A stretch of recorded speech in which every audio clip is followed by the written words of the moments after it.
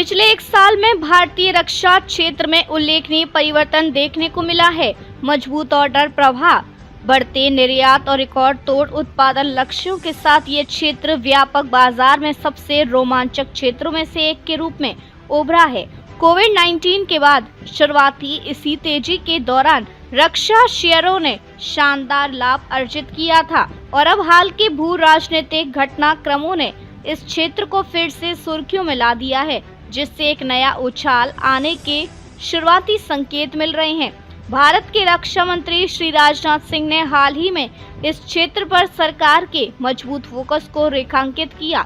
उन्होंने कहा कि रक्षा निर्यात वित्तीय वर्ष 2013 से 2014 में 686 करोड़ से 34 गुना बढ़कर वित्तीय वर्ष 2024 से 2025 में 23,622 करोड़ हो गया।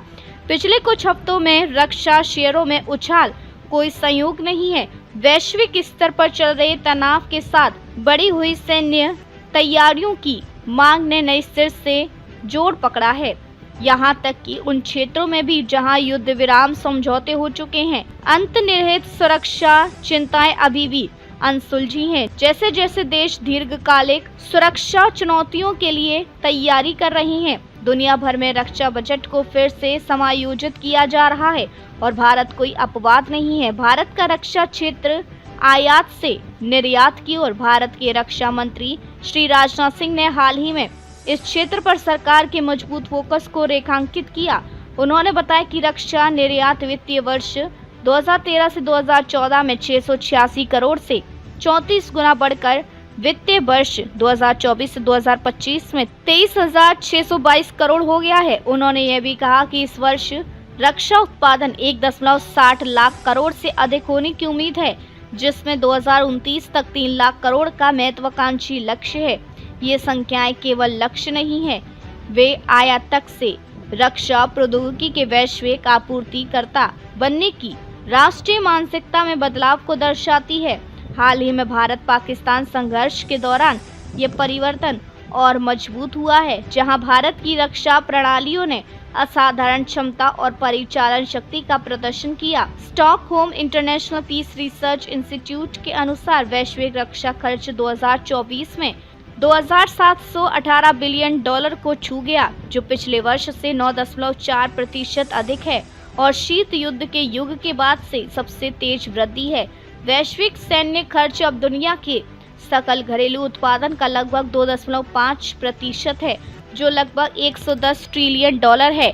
इसका मतलब है कि कुल रक्षा खर्च 2.7 ट्रिलियन डॉलर है।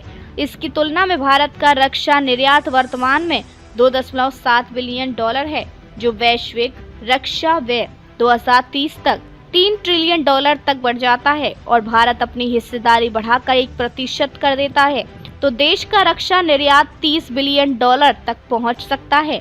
भारत वैश्विक स्तर पर शीर्ष 5 सैन्य खर्च वाले देशों में से एक है, जिसका 2024 में 86.1 बिलियन डॉलर का आवंटन है, जो साल दर साल 1.6% अधिक है। निवेशकों के लिए अवसर। भविष्य को देखते हुए सरकार का लक्ष्य वित्तीय वर्ष 29 तक रक्षा निर्यात को 50,000 करोड़ रुपए तक पहुंचाना है। बढ़ती घरेलू मांग के साथ साथ ये लक्ष्य सूचीबद्ध रक्षा कंपनियों के लिए निरंतर विकास का माहौल बनाने की संभावना रखते हैं। स्वदेशीकरण, दीर्घकालिक पूंजी आवंटन और नीतिगत समर्थन पर ध्यान केंद्रित करने के साथ भारतीय रक्षा कंपनियों को बहुवर्षीय अनुकूल परिस्थितियों से लाभ मिलने की उम्मीद है। निवेशकों के लिए ये एक संभावित मोड़ है।